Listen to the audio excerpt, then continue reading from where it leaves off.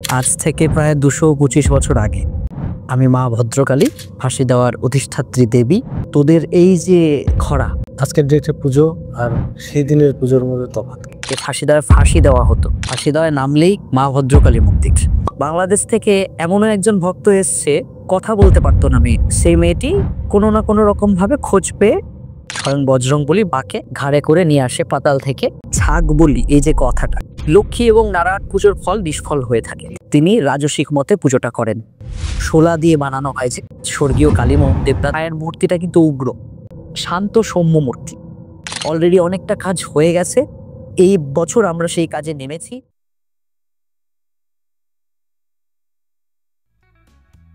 আজকে আমরা কথা বলছিলাম নিগম দেবনাথ, ফাঁসি দেওয়া ভদ্রকালী মন্দিরের প্রধান সেবায়েত।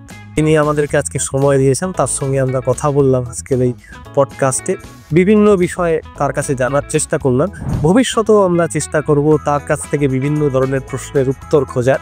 আপনারা চাইলে কমেন্ট বক্সে সেগুলি লিখে জানাতে পারেন, তিনিও চেষ্টা করবেন সেই উত্তর দেওয়ার জন্য।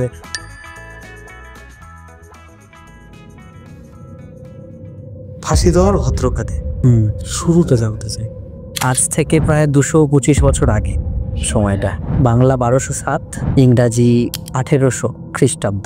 এটা আমার শোনা আমার ঠাকুরদার কাছ থেকে। এই সময়ে আমাদের পূর্বপুরুষ মানিকচাঁদ দেবনাথ, স্বর্গীয় মানিকচাঁদ দেবনাথ, তিনি বেঁচে ছিলেন। ওই সময় ফাঁসি দেওয়াটা তো মূলত কৃষি প্রধান এলাকায় ছিল সেই সময়টায়। তো তখন ওই সময়টায় প্রবল খরা দেখা দেয় আশেপাশে, কৃষিযোগ্য যে জমিগুলো, হ্যাঁ, সেই জমিতে প্রবল খরা দেখা দেয়। এই সময়টাতেই হঠাৎ করে একদিন আমার পূর্বপুরুষ মানিকচাঁদ দেবনাথ তিনি স্বপ্নাদেশ পান, আমি মা ভদ্রকালী, ফাঁসি দেওয়ার অধিষ্ঠাত্রী দেবী, তোর বংশ পরম্পরায় পূজিতা, তুই আমাকে স্থাপনা কর, গ্রামবাসী সকলকে নিয়ে পুজো কর। তোদের এই যে খরা, যে সময়টা ভেতর দিয়ে তোরা যাচ্ছিস, এখন কঠিন সময়টার ভেতর দিয়ে সমগ্র গ্রামবাসী তোরা যাচ্ছিস, তোদের খারাপ সময়টা কেটে যাবে। আচ্ছা, এখান থেকেই পুজোর শুরু। আজকের ডেটে পুজো আর সেই দিনের পুজোর মধ্যে তফাৎ। আজকের ডেটের পুজো আর সেদিনের পুজোর মধ্যে তফাৎ, মূলত পুজোর যে নিয়মটা, মূল নিয়মের কোনো পরিবর্তন আমরা করিনি। তবে মূল যেটা তফাৎ, এখন আড়ম্বর আয়োজন, ভক্তদের ভিড়, তারপরে এখন তো রাজসিক তান্ত্রিক দুটো মতেই পুজোটা করতে হয়।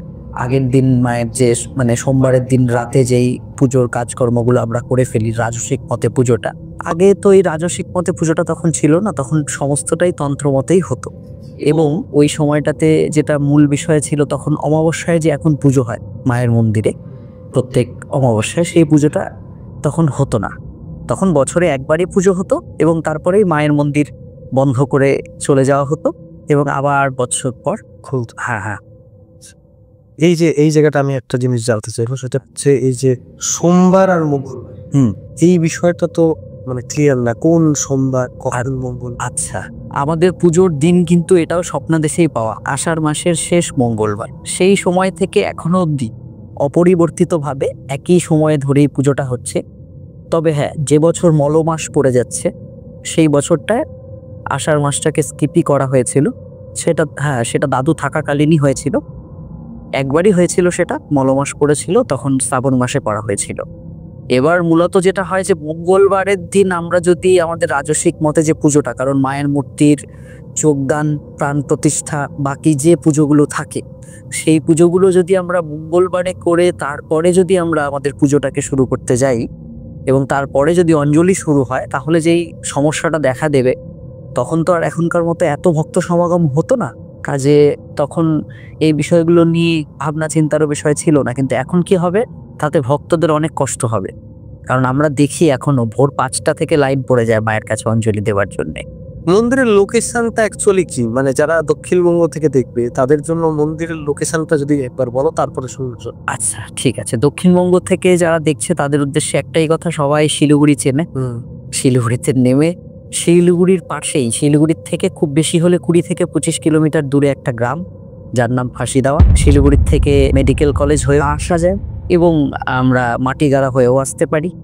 সেখানে গাড়ি অ্যাভেলেবেল রয়েছে। শিলিগুড়ির থেকে সরাসরি ফাঁসি দেওয়ার বাস আছে। ফাঁসি দেওয়া জায়গাটা সেই ব্রিটিশ আমল থেকেই তো একটা সুপরিচিত নামের সঙ্গে তো একটা এই ক্লিয়ার করে নামের সঙ্গে। আচ্ছা, এটাও দাদুর থেকেই শোনা সেই সময়ে যেটা হতো, মানে ফাঁসি দেওয়ায় ব্রিটিশ আমলে আমরা যেটা শুনতে পেয়েছিলাম দাদুর কাছ থেকে, যে ফাঁসি দেওয়া হতো আমাদের যে বর্ডারের পাশে যে ভারত বাংলাদেশ সীমান্তে যে শিব মন্দির রয়েছে, সেই শিব মন্দিরের পাশেই একটা গাছ ছিল, সেই গাছেই ব্রিটিশ আমলে তখন ফাঁসি দেওয়া হতো আমাদের অপরাধীদের।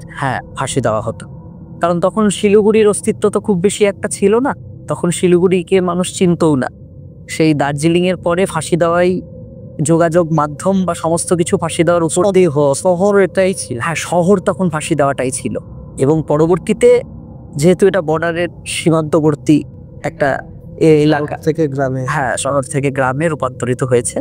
তবুও পুরোপুরি গ্রাম বলা চলে না, কারণ সামাজিক যে রীতিনীতি বা চালচলন মানুষের, সেটা খুব একটা যে গ্রামের মানুষদের মতন বর্তমানে নেই, ও শহর কেন্দ্রিক হয়ে যাচ্ছে আস্তে আস্তে। তো যারা আসবে তারা শিলিগুড়ি পৌঁছলেই শিলিগুড়ির থেকে ফাঁসি দেওয়ায় সুন্দর যাতায়াতের ব্যবস্থা আছে, তারা চলে আসতে পারে। আর ফাঁসি দেওয়ায় নামলেই মা ভদ্রকালী মন্দির, ফাঁসি দেওয়া মূল মোড়ের মাথায় নেমে গেলেই তারপরে মা ভদ্রকালীর মন্দির। মানে আসতে খুব একটা সমস্যা হওয়ার কথা না। না, একদমই হবে না। আচ্ছা, তো আরেকটা জিনিস যেটা জানার, সেটা হচ্ছে এইমাত্রই কথা হচ্ছিল যে তান্ত্রিক আর রাজস্বিক মত, এই বিষয়টা যদি একটু ক্লিয়ার হবে। কারণ যেহেতু আমরা রুদ্রজ ব্রাহ্মণ, তবে আমার বংশ পরম্পরায় সকলেই যে পুজো করতেন রাজস্বিক মতে তা নয়, তন্ত্র মতে তারা পুজোটা করে এসছেন। কারণ তারা মায়ের কাছে স্বপ্নাদেশ পেয়েছিলেন। তারা যত যে মন্ত্রের দ্বারা মাকে আরাধনা করা হয় তন্ত্র মতে, তার 90% তাদের স্বপ্নাদেশে পাওয়া, বাকি 10% তারা তান্ত্রিক গুরু করে সেই গুরুর কাছ থেকে শিক্ষা নিয়েছেন। সেই সময় কি হতো, সেই সময় তারা তন্ত্র মতেই পুজোটা করে এসছেন। কিন্তু পরে যুগের সাথে তাল মিলিয়ে আমার ঠাকুরদা প্রথম তিনি রাজস্বিক মতে পুজোটা করেন। রাজস্বিক মতে পুজোটা শুরু করেন আগের দিন রাতে। আর এখানে একটা কথা ক্লিয়ার করে রাখি, প্রথমে আমাদের মন্দিরে কিন্তু মূর্তি পুজো হতো না। যখন একদম শুরুর দিকে মায়ের পুজো শুরু হয়, তখন কিন্তু আমাদের এদেশীয় ভাষায় ডলা বলা, শোলা দিয়ে বানানো হয়, যে গোল করে মায়ের প্রতিমূর্তি থাকে। আমাদের যারা মালি অর্থাৎ মালাকার জাতের পদবীধারী যারা হয়, তারা এটা বানায় ফাঁসি দেওয়ায়। তো সেই ডলা দিয়ে পুজো হতো। তো সেখানে রাজস্বিক মতের কোনো দরকার ছিল না, কারণ সেখানে তন্ত্র মতেই সমস্ত পুজো হতো। কিন্তু যখন থেকে মূর্তি পুজো শুরু হলো, এবার মূর্তি পুজো তো তার মতো দিন মূর্তি পুজো শুরু হয়েছে তাও 50 বছর। আচ্ছা, পুজো তো 225। পুজো 225। তুমি এই মন্দিরের প্রধান সেবায়ত এখন, তোমার আগে তোমার দাদে, আমার আগে তার সম্পর্কে একটু জানতে চাই। তোমার সম্পর্কে জানবো, তার আগে তার সম্পর্কে একটু জানতে চাই। মানে তার শুরুটা কি ছিল, পুজোয় কিভাবে আসা, তিনি কি করতেন, এই জায়গাটা যদি একটু ক্লিয়ার করো। কারণ যারা দূরে থাকে বা যারা কোনোদিন দেখেন ভদ্রনাথী মায়ের মন্দির, তাদের কাছে বিষয়টা অস্পষ্ট হবে। সেই জায়গাটা যদি একটু ক্লিয়ার।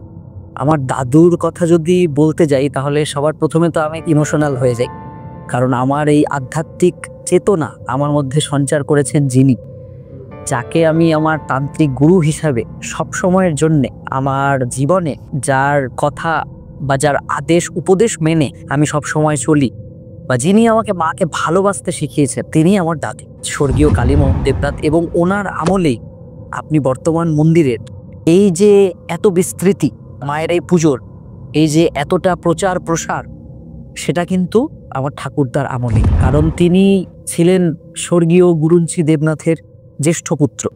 আচ্ছা, এবার তিনিও আমার মতো বয়সী, তার সাথে আমার মিল ছিল, তিনিও আমার মতো বয়সী। তিনি আমার থেকে একটু বেশি বয়সে, আমি তার থেকেও কম বয়সে। তিনি আমাকে পুজোর যোগদান, পুজোর পথে নিয়ে এসছেন। কিন্তু তিনি 20-22 বছর যখন তার বয়স ছিল, সেই রকম একটা সময়ে তিনি পুজোর দায়িত্বভার গ্রহণ করেন। আমার বড় বাবা যিনি, মানে তার বাবা, ঠাকুরদার বাবা যিনি, তিনি তার উপরে সেই ভার অর্পণ করেন। কারণ তিনি তাকে খুব ভালোবাসতেন, এবং যেহেতু মায়ের প্রতি আমার বড় বাবার একটা টান ছিল, সেই কারণেই ঠাকুরদার নাম ছিল কালীমোহন দেবনাথ। তো নামেই কালী, তো তার মধ্যে বাস্তবিক সেই ঠাকুরের আধ্যাত্মিক চেতনা, সেটা ঠাকুরদার মধ্যে আগের থেকেই ছিল, বংশগতভাবে যেহেতু চলে আসছে। এবং তার চেহারার মধ্যেও একটা তান্ত্রিক যে ধরনের তন্ত্র সাধনা করলে যে জ্যোতি, যে আভা বা যে গাম্ভীর্য, সেটা আমার ঠাকুরদার মধ্যে ছিল। এবং একই সাথে তিনি শিশুর মতো সরল হয়ে গিয়েছিলেন। একই সাথে তিনি যখন মায়ের পুজো করতেন, যখন মাকে ডাকতেন, কখনো তিনি তন্ত্রমতে যখন তিনি মাকে ডাকছেন, কখনো তিনি উগ্র রূপ ধারণ করছেন, কখনো তিনি শান্ত হয়ে যাচ্ছেন, কখনো একদম সৌম্য হয়ে যাচ্ছেন। হ্যাঁ, তো এইভাবে, এবং তার যে আকুল আরতি, তিনি যেভাবে মা, এই মা বলে যে তিনি ডাক দিতেন, এটা ফাঁসি দেওয়াবাসী যারা আছে বা মন্দিরে যারাই আসতেন, তারাই তার সেই যে ডাকটিকে এখনো অবধি তারা সবাই ভীষণ মিস করেন। মানে হয় না যে একটা আমরা যতই পুঁথি পড়ে বা বাকি জ্ঞান অর্জন করে যতই মাকে ডাকি, একটা অন্তর থেকে মায়ের প্রতি যে, মার প্রতি যে টান, মাকে যে ডাকার ইচ্ছা, মা ডাক, হ্যাঁ, যেই কারণ বাংলার তন্ত্র সাধনা আমরা যাকেই দেখবো, আমরা রামকৃষ্ণ পরমহংস দেবকেও যদি দেখি, বামাখ্যাপাকেও যদি দেখি, তন্ত্রমন্ত্র তারা যতটা না করেছেন তার থেকেও বেশি আকুল আরতি, হৃদয় দিয়ে মাকে ভালোবাসা। তো সেই কাজটা আমার ঠাকুরদা খুব ভালোভাবে মায়ের শরণাপন্ন হয়েছিলেন, এবং সেই কারণেই তার আমলেই যত প্রচার প্রসার, তার আগে গুটি কয়েক ফাঁসি দেওয়ার মানুষজনের বলতেই পুজোটা সীমাবদ্ধ। সেই বোধ হয় গ্রামের দেবতা বা সেই ধাম পুজো এই হিসাবেই সেটাকে, মানে ওই গ্রাম পুজো বা ধাম পুজো এই হিসাবেই সেটার পরিচিতি ছিল। কিন্তু কালীমোহন দেবনাথ আসার পরে সেটার প্রচার প্রসার অনেকটা বিস্তার লাভ করে। এবার তারপরে যেটা হয়, তার আমলে, কারণ তিনি তার আরেকটা বিশাল বড় গুণ ছিল, তিনি ভীষণ আধুনিকতার সাথে নিজেকে মানিয়ে নিতে পারতেন এবং সমস্ত কিছু লজিক দিয়েই বিচার করতেন। সেই কারণে আধুনিক যুগের সাথে তাল মিলিয়ে তিনি কি করলেন, অমাবস্যার পুজোটাও শুরু করলেন। যে বছরে শুধু একদিন যাচ্ছি আসছি, তারপরে মায়ের মন্দিরটা বন্ধ হয়ে থাকছে, তিনি কি করলেন, অমাবস্যার পুজো শুরু করলেন। তারপরে কি করলেন, তিনি নিত্য পূজা শুরু করলেন। নিত্য পূজা কিন্তু কালীমোহন দেবনাথের আমল থেকে শুরু হয়েছে। তার আগে নিত্য পূজাও হতো না, অমাবস্যার পুজোও হতো না। ওই হয়তো কোনো এক অমাবস্যায় মনে হলো এসে পরিষ্কার পরিচ্ছন্ন করে দিল, হ্যাঁ, অনেক জঙ্গল ঝাড় জঙ্গল হয়ে থাকতো, ওই বছরে একবার এসে ঝাড় জঙ্গল পরিষ্কার করে পাড়াটা যেমন হয় একদমই একদম সেভাবেই গ্রাম দেব, একদমই গ্রাম। এবার সেখান থেকে আজকের এই জায়গায় তার মূল কারিগর কালীমোহন দেবনাথ, আমার ঠাকুরদা। আমি আরেকটা জিনিস জানতে চাই, সেটা হচ্ছে যে 225 বছর আগে পুজো, তার মানে ভারত তখন বিভক্ত হয়নি, বাংলাদেশ পশ্চিমবঙ্গ একসঙ্গেই ছিল। তো ওই পারের মানুষ কি আসতেন এখান, পাশেই মহানন্দা নদী, যেই নদীটা দুই দেশকে ভাগ করেছে, তখনও একই পরিস্থিতি ছিল নিশ্চয়ই। একদম। তো তখনের পুজোর চিত্রটা কিরকম ছিল বলে তোমার জানো?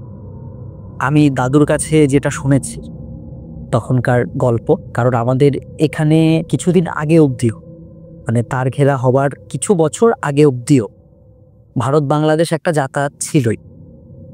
তো তখন যে রাজ্যভাবে কখনো কখনো বৈধভাবে কখনো অবৈধভাবে। এবার বিষয়টা হচ্ছে, যেটা জানা আমার মনে পড়ছে এখনো অবধি, বাংলাদেশ থেকে একদম শুরুর দিক থেকেও, শুরুর যখন পুজো শুরু হয়েছে তখন তো আর বাংলাদেশ বলে কোনো দেশ ছিল না। হ্যাঁ, তখন তো সমস্তটাই, সেই সময়কার বিষয়ে আমি খুব বেশি একটা বলতে পারবো না, তবে আমার দাদুর আমলে বাংলাদেশ থেকে প্রচুর লোক আসতেন। দাদুর আমলে পুজো দেখার, হ্যাঁ, পুজো দেখার জন্য, পুজো দেবার জন্যে। আমার আমলেও এসছে, বাংলাদেশ থেকে এসছে, কারণ সেই পুজোর গল্প শুনে বাংলাদেশ থেকে এমনও একজন ভক্ত এসছে, কথা বলতে পারতো না মেয়ে, সেই মেয়েটি কোনো না কোনো রকম ভাবে খোঁজ পেয়ে এখানে তার কোনো আত্মীয় আছে, মায়ের মন্দিরে এসছে। আমার ঠাকুরদা তখন বেঁচে ছিলেন, তো ঠাকুরদা মায়ের কাছে আরতি জানালেন। মায়ের কাছে আরতি জানানোর পরে সেই মেয়েটিকে নিয়ে আসেননি তার বাবা মা, শুধু মেয়েটিকে ভিডিও কলে দেখালেন। ঠাকুরদা দেখলেন, বললেন ঠিক আছে, মায়ের যদি আশীর্বাদ হয়, মা যদি কৃপা করে, আমি যতটুকু জানি আমি একটু জল পাঠিয়ে দিচ্ছি, একটু ফুল পাঠিয়ে দিচ্ছি, যদি মায়ের আশীর্বাদ হয় তাহলে মেয়েটি কথা বলতে পারবে। মেয়েটি কথা বলতে পারছিল না অনেক বছর, সুস্থ সবল সমস্ত কিছু, কিন্তু কথা বলতে পারছিল না। তারপরে তো দাদু কোভিডে মারা যায় 2020, হ্যাঁ 2020-তে, এবং তারপরে 1 বছর পরে 2021-এ সেই পরিবারটি হঠাৎ করে আবার মন্দিরে আসে একদিন, দেখি সাথে সেই মেয়েটি কথা বলতে পারছে মায়ের আশীর্বাদে। তখন কত বছর বয়স ছিল মেয়েটির? তখন ধরে নিন 12 বছর।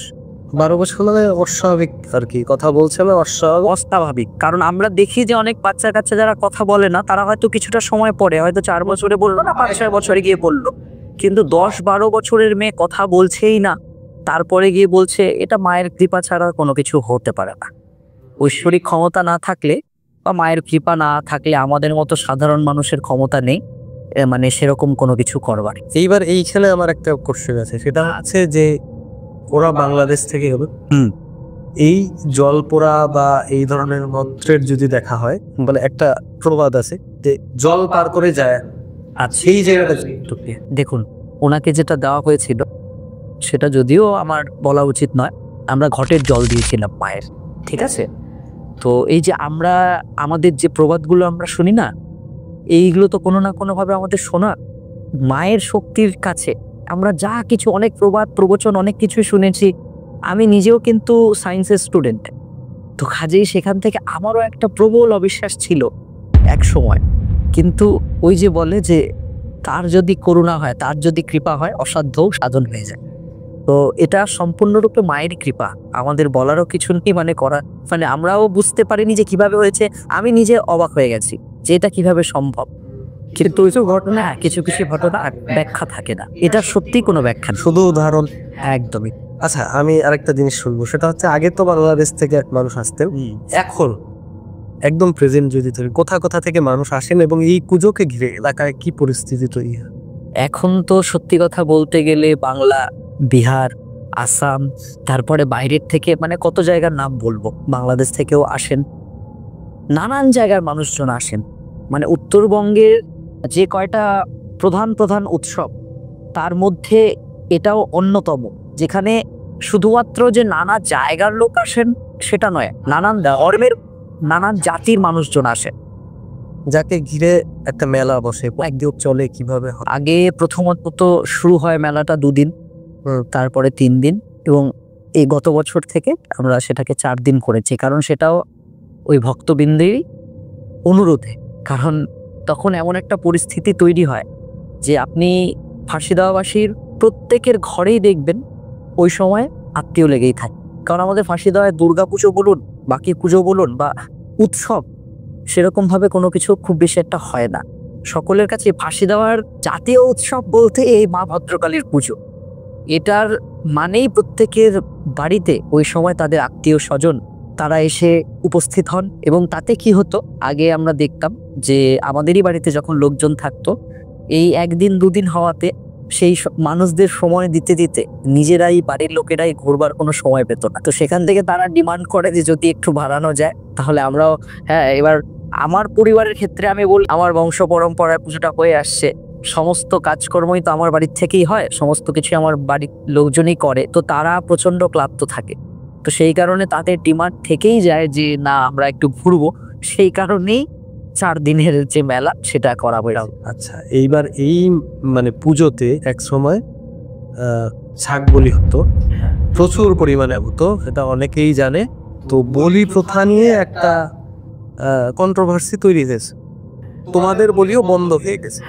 এই বিষয়টা যদি একটু ক্লিয়ার করো। হ্যাঁ, এই বিষয়টা ক্লিয়ার করে রাখা প্রয়োজন, কারণ আমরা যদি কালিকা পুরাণেও দেখি, ছাগ বলি এই যে কথাটা, এটার কথা নানান রকম মানে অনেকে বের করে। তো প্রধানত অনেক জায়গায় মায়ের বলি হয়, মায়ের অনেক জায়গাতেই বলি হয় আমরা দেখি যে, কিন্তু সেটা কিন্তু কোনো মানে বংশ পরম্পরায় কোনো মানুষের মধ্যে কোনো একই পরিবারের মাধ্যমে পুজো হয়ে আসছে বা বংশ পরম্পরায় কারো ব্যক্তিগত ঠাকুর, এরকম জায়গায় এত হিউজ অ্যামাউন্ট, এই যে কারণ আমাদের মন্দিরে 150-200 বলি হতো।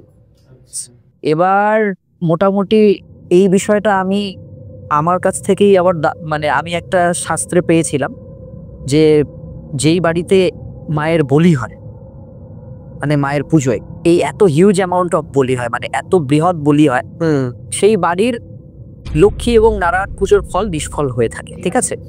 এবার সেই বিষয়টা আমার মাথায় স্ট্রাক করে। এবার প্রথমত সেটা, আর দ্বিতীয়ত এটা আমার সকলের উদ্দেশ্যেই বলা, ছাগ বলি কথাটা নানান রকম অর্থ হয়। তো আমাদের ষড়রিপু, আমাদের ষড়রিপু যে 6টা রিপু যে আছে আমাদের, কাম, ক্রোধ, লোভ, মদ, মোহ, মাৎসর্য, এই রিপুগুলোকে উৎসর্গ করে বলি দেওয়া, মায়ের সামনে বলি দেওয়া যে বা আমি খারাপ কাজে লিপ্ত হব না, আমি সেই বলিতে বিশ্বাসী, আমি নিরীহ পশু বলিতে বিশ্বাসী নই প্রথমত। আর দ্বিতীয়ত যেই বিষয়টা আমি মূলত দেখতাম, দেখুন বর্তমানে তো সময় অনেক পাল্টে গেছে, হ্যাঁ, মানে আধুনিকতার ছোঁয়ায় ভক্তির যে বিষয়টা, সেটা কিন্তু কিছুটা লোক দেখানো একটা ভক্তি আমাদের মধ্যে চলে এসে শো অফ করবার জন্যে। আমি যেটা মূলত দেখতাম যে দেখুন, মায়ের বলির যে প্রসাদ, আমরা তো প্রসাদই বলবো, সেই প্রসাদ রান্না করবার যে রীতিনীতি, আমি যেভাবে দেখতাম মানুষজনকে সেটার সাথে মানে সেটাকে যেভাবে তৈরি করা হতো, তাতে ভক্তি তো দূরের কথা, নিজেদের উদরপূর্তির জন্যেই সেটা শুধুমাত্র মায়ের সামনে অর্পণ করা হতো, যেটা আমাকে খুব কষ্ট দেয়। এবং আমি আমার ঠাকুরদাকে অনুরোধ করি যে তাহলে এটা আনুমানিক 2017 আনুমানিক, কারণ আমার খুব একটা মনে পড়ছে না, তবে 2016-17 এই দুটো বছরের মধ্যে যে কোনো এক বছরে হবে। এই সময় আমি আমার ঠাকুরদাকে বলি, আমার ঠাকুরদা কিন্তু ওই যে বললাম আপনাকে যে আধুনিকতার ছোঁয়া তার মধ্যে থাকতো, তিনি লজিক দিয়ে সমস্ত কিছু বোঝার চেষ্টা করতেন। এবং তিনিও দেখলেন যে সত্যিই তো মানুষের মধ্যে সেই ভক্তিভাবটুকু তো নেই। মায়ের বলির মাংস নিয়ে গিয়ে তারা যেভাবে অনাচার করে সেটাকে খাওয়া দাওয়া করছে, তাতে কিন্তু আমি দেখেছি, আমি ব্যক্তিগতভাবে ফিল করেছি আমার পরিবারের ক্ষতি হয়েছে, এবং আমরা নানান রকম দৈব যে বিপদ, সেই বিপদের সম্মুখীন আমরা হয়েছি। এবং যেটা ছিল যে লক্ষ্মীনারায়ণ পুজোর ফল নিষ্ফল, আর্থিক একটা চরম কষ্টের মধ্যে দিয়েও ছিলাম। তো সেই বিষয়টা ঘটেছিল আমাদের সাথে। এখন কতটা মায়ের আশীর্বাদে, মায়ের কৃপায়, দেখুন ওটা তো মারাত্মক কন্ট্রোভার্সি ছিল, কারণ সকলেই বলছিল যে না, একটা মানে ইয়াং জেনারেশনের ছেলে চলে আসলো, বলি বন্ধ হয়ে যাচ্ছে, বিশাল ক্ষতি হবে, এই হবে। কিন্তু বিশ্বাস করুন, যে বছর বলি বন্ধ হয়েছিল সেই বছরটাই প্রথমবারের মতো পুজোয় কোনো বৃষ্টি হয়নি। আমাদের পুজোর যেটা মূল বিষয় থাকতো যে বৃষ্টিতে ভেসে যেত সমস্ত কিছু, সেই বছর থেকে বৃষ্টি বন্ধ হয়ে গেল, পুজোয় বৃষ্টি হয়, পুজোয় বৃষ্টি হলো না। সেই বছরটা পুরোপুরিভাবেই হয়নি, এবং কোনো রকম কোনো খারাপ সংকেত বা ইঙ্গিত পাইনি। কারণ এই বলি বন্ধের আগে মায়েরও পারমিশন নিয়েছেন আমার ঠাকুরদা। মাকে যেভাবে তিনি ডাকতেন, সেভাবে তিনি মাকে স্মরণ করে মায়ের পারমিশন নিয়েছেন, এবং মাও তাতে সম্মতি দিয়েছেন। এবং সেই সময় থেকেই আমরা চিরতরে এই বলি প্রথা আমাদের মন্দিরে বন্ধ করে দিয়েছি। কারণ আপনি বাকি যে মন্দিরগুলোর কথাই, ভারতবর্ষের যে কোনো জায়গার কথা বলবেন, সেগুলো এক একটা শক্তিপীঠ। আমরা কামাখ্যা মন্দিরে দেখি বা বাকি যে মন্দিরগুলোতে আমরা দেখি বলি হতে, সেখানকার পুজো কিন্তু কোনো বংশ পরম্পরার পুজো নয়, সেটা কিন্তু বংশ পরম্পরার পুজো নয়। হ্যাঁ, কোনো একটা বংশের পারিবারিক পুজো নয় সেটা, এটা কিন্তু আমাদের পারিবারিক পুজো। সেই পুজোটাই বর্তমানে প্রচার প্রসার ব্যাপ্তি লাভ করেছে। এবার মূল বিষয়টা হচ্ছে যে মাকে তো আপনি বলতে পারবেন না যেটা আমার বাড়ির ঠাকুর, আমি পুজো করব শুধু। ভক্তবৃন্দের এই যে ভালোবাসা, এখন আমাদের সবার পুজো, সবার মা। হ্যাঁ, কিন্তু সেই দিক থেকেই এই বলি প্রথাটা এখানে বন্ধ হয়েছে। আচ্ছা, আরেকটা জিনিস জানতে চাইব, ভদ্রকালী এবং মানে ভদ্রকালীর যে রূপের বর্ণনা আছে এবং তোমাদের মন্দিরের যে বিগ্রহ, তার মধ্যে বিস্তর ফারাক। এই জায়গাটা যদি একটু দর্শকদের ক্লিয়ার করো। এবার আমরা যেটা জানি যে পাতালেতে ছিল মাগো হয়ে ভদ্রকালী, কত দেবতা করেছে পূজা দিয়ে নরবলি। আমরা তো শাস্ত্রে সেটাই শুনেছি যে রাম লক্ষ্মণকে যখন হরণ করে নিয়ে যাওয়া হয়, হ্যাঁ, তখন ওই মহিরাবণ বধ হয়, ও বহিরাবণ বধ হয়, স্বয়ং বজরংবলী বাকে ঘাড়ে করে নিয়ে আসে, পাতাল থেকে মর্তে নিয়ে আসে। এবার বিষয়টা হচ্ছে আমার পরিবারের ক্ষেত্রে এই বিষয়টা কিন্তু অন্যরকম ছিল। যেহেতু স্বপ্নাদেশ পেয়েছিলেন সীতারাম দেবনাথ, সেখান থেকে কি হলো, সেখান থেকে তিনি একটা মূর্তি কল্পনা করলেন মায়ের। তিনি মায়ের একটা মূর্তি কল্পনা করলেন, যেটা হচ্ছে আমরা যে কোনো ভদ্রকালী মায়ের মন্দিরে গিয়ে দেখি মায়ের মূর্তিটা কিন্তু উগ্র, কিন্তু এই প্রথমবার মানে ফাঁসি দেওয়াতেই, এটা শুধুমাত্র ফাঁসি দেওয়ার মূর্তির মধ্যেই দেখা যায় যে এই মূর্তিটা শান্ত সৌম্য মূর্তি। এটা সেই আমাদের সীতারাম দেবনাথের আমল থেকে, পরবর্তীতে কালীমোহন দেবনাথের আমল, আমি দাদুর সাথে অনেকবার কথা বলেছি। এবং এই মন্দিরে মায়ের এই যে বিগ্রহ, এই বিগ্রহ ছেড়ে একবার আমি একটু অন্যরকম বিগ্রহের চেষ্টা করেছিলাম, যে আমরা মায়ের যে রূপ, সেই রূপটা আমরা যেরকম একটা ভয়ঙ্করী রূপের যে মায়ের বিগ্রহ, সেই রকম একবার তৈরি করার চেষ্টা করা হয়েছিল। কতদিন আগে? এটা হয়েছিল 2016-তে। কিন্তু আপনাকে কি বলবো, সেই বছরই মায়ের জিভ খসে পড়ে যায় পুজোর পরে, মানে ঠিক পুজোর দিন, মায়ের সেই রূপের সময় পুজো চলাকালীন হঠাৎ মায়ের জিভ খসে পড়ে যায়, এবং সেই মূর্তি আমাদের বিসর্জন করতে হয়। 3 থেকে 4 দিনের মাথায় আমাদের নতুন মূর্তি তৈরি করে সেটাকে আবার অষ্টমঙ্গলায় মায়ের ওখানে বসিয়ে, মায়ের আসনে বসিয়ে সেখানে চোখদান প্রাণ প্রতিষ্ঠা করে মায়ের সেই মূর্তিটিকে পাল্টে ফেলা হয়। তো তখন থেকেই শান্ত সৌম্য মূর্তি, এই মূর্তিটাই পুজো হয়ে আসছে এবং এই মূর্তিটাই চলবে। আচ্ছা, তোমাদের পুজোয় ওঠে আগে অনেক বেশি মানুষের উঠতো, এখন কম ওঠে। ভরকে অনেকেই বলে যে এটা একটা ভোগাস বিষয়, এই জায়গাটা একটু কি? হ্যাঁ, দেখুন, আমাদের হিন্দু ধর্ম, সনাতন হিন্দু ধর্ম, সেটা সম্পূর্ণরূপে বেঁচে আছে কিন্তু আস্থার ওপর। একদম আস্থার ওপর আমরা আস্তে আস্তে তো অনেক জটিল থেকে জটিলতর হচ্ছি। চিন্তা ভাবনাও অনেক চেঞ্জ হচ্ছে। হয়তো এরকমও হতে পারে যে এখন আমাদেরকে জন্মের পর বলে দিয়েছে যে আমাদের বাবা, ইনি তোমার বাবা, আমরা মেনে নিয়েছি বাবা। হয়তো দেখবেন 10 থেকে 15 বছর পর এমন একটা সময় আসছে যখন বাচ্চারা হয়তো ডিএনএ টেস্টের রিপোর্ট চাচ্ছে বাবার কাছে। তো বিষয়টা কি হচ্ছে, আমি কেন বলছি, আমি নিজেও সায়েন্স নিয়ে পড়েছি। যাদের যাদের মনে হয়, আমি ভক্তদের উদ্দেশ্যে একটাই কথা বলবো, এটা কোনো বড় কথা নয়, এটা কোনো চ্যালেঞ্জ নয়, কোনো কিছু নয়। আপনাদের যাদের যাদের মনে হয় যে ভরের এই বিষয়টা ভোগাস বা সেটা নানান রকম ভাবে নাটক করা হয়, সেখানে কোনো কিছুই নেই, তারা দয়া করে মায়ের বাৎসরিক যে পুজো সেই সময় একবার আসবেন। আমি আশা রাখছি, আমি আপনার এই পডকাস্টের থ্রুতেই সকল ভক্তদের কাছে একদম সাদর আমন্ত্রণ জানাই সকলকে, আপনারা সকলে আসুন, একবার আসুন, তারপরেই বুঝতে পারবেন যে মায়ের কি মহিমা। একদম, সেটা আমাদের যারা দর্শক তারা নিশ্চয়ই যেখান থেকেই দেখুন না কেন কিভাবে আসবেন তা আমরা অলরেডি করে দিতেছি, তারা আসতে পারবেন। নতুন মন্দির তৈরি হচ্ছে, হ্যাঁ, এটা সম্পর্কে একটু বলো, এবং যারা এই পুজোতে অংশগ্রহণ করতে চায় বা এই মন্দির নির্মাণ প্রকল্পে কিছু সাহায্য করতে চায় অনুদান হিসেবে, সেটা যদি একটু বলো। নতুন মন্দির তৈরি হচ্ছে সেই বিষয়ে বলবো, তার আগে একটা কথা শুধু বলি যে আমি কিন্তু 6th জেনারেশন, হ্যাঁ, এই পুজোর আমি 6th জেনারেশন। আমার আগে মানিকচাঁদ দেবনাথ, সীতারাম দেবনাথ, গুরুঞ্চি দেবনাথ, কালীমোহন দেবনাথ, আমার বাবা রতন দেবনাথ, তিনি আমার সাথে থাকেন এবং বাকি সমস্ত কাজকর্ম তিনি দেখাশোনা করেন।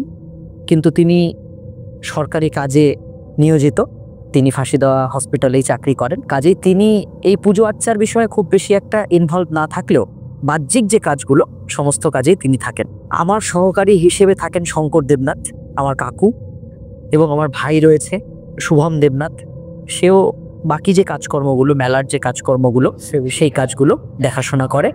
এবং এই মেলাটাকে পরিচালনা করবার জন্যে কমিটি রয়েছে, সেই কমিটিরও কিন্তু অবদান অপরিসীম। এই যে নতুন মন্দির হচ্ছে, আমাদের কমিটির বর্তমান সম্পাদক রয়েছেন চন্দন কুমার রায়, এবং আমাদের বাকি যতজন রয়েছেন আমাদের কমিটিতে, সৌমেন নাথ রয়েছেন, নবীন দেবনাথ রয়েছেন, প্রদ্যুৎ দাস রয়েছেন, অর্ধেন্দু দাস রয়েছেন। আমি নামগুলো নিয়েই বলছি কারণ গণেশ প্রসাদ ঠাকুর তিনি রয়েছেন, সৌরভ মণ্ডল রয়েছেন, অর্ধেন্দু দাস রয়েছেন। এনাদের সকলের সহযোগিতা ছাড়া এই মন্দির তৈরির, নতুন মন্দির তৈরির এই যে একটা দীর্ঘ প্রতীক্ষিত ফাঁসিদেওয়াবাসীর কাছে, যেটা এই বছর আমরা সেই কাজে নেমেছি, অলরেডি অনেকটা কাজ হয়ে গেছে এবং মন্দিরটা খুব সুন্দরভাবে করবার চিন্তাভাবনা আমাদের আছে।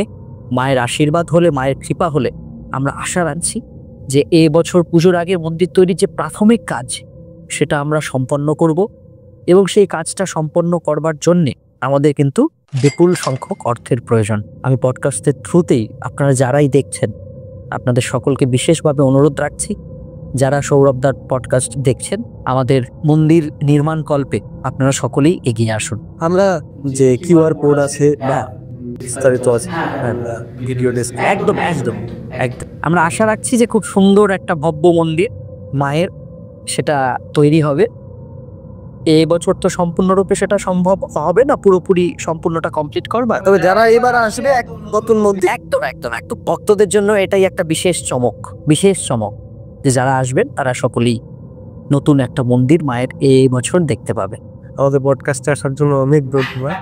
একদম প্রথম আমরা চেষ্টা করছি, একদম সেই জায়গায় অনেক কিছু হওয়ার পরে একদমই তাই। একটা কথা আছে না, মায়ের ইচ্ছা ছাড়া মানে গাছের পাতাও নড়ে না, চোখের পলকও সরে না। এবার বিষয়টা হচ্ছে যে আমাদের অনেক দিন থেকেই প্ল্যানিং, কিন্তু সফল হচ্ছিল না। হয়তো মা আজকের এই দিনটিকেই ধার্য করে রেখেছিলেন। আর আমার তো মনে হলো তোমার সাথে আমি যেভাবে গল্প করি সব সময়, ঠিক সেভাবেই গল্প করলাম। কারণ আমাদের বেশিরভাগ সময় ধর্মীয় যে আলাপ আলোচনাগুলো আমাদের মধ্যে হয়, ঠিক সেরকমই একটা সময় আমার লাগা। তোমাকে অসংখ্য ধন্যবাদ আমাকে ডাকার জন্যে। কারণ তোমার এই পডকাস্টের থ্রুতে আমি জানি অনেক মানুষ তোমার পডকাস্ট দেখবেন। দেখ, তো কাজেই এই পডকাস্টের থ্রুতে অনেক মানুষ হয়তো এগিয়ে আসবে মায়ের এই মন্দির নির্মাণ কল্পে, বা অনেক মানুষ লাভবান হবে মায়ের কাছে এসে। সকলেই একবার আসুন, মাকে দর্শন করুন। তার শক্তির কাছে আমরা কোনো কিছুই নাই। ঠিক আছে, আমাদের পডকাস্টে এতক্ষণ সময় দেওয়ার জন্য আপনাদেরকে অনেক ধন্যবাদ।